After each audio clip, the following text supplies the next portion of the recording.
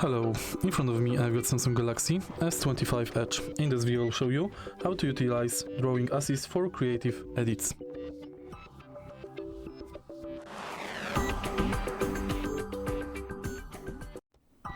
In the beginning, let's enter Gallery and now select Photo.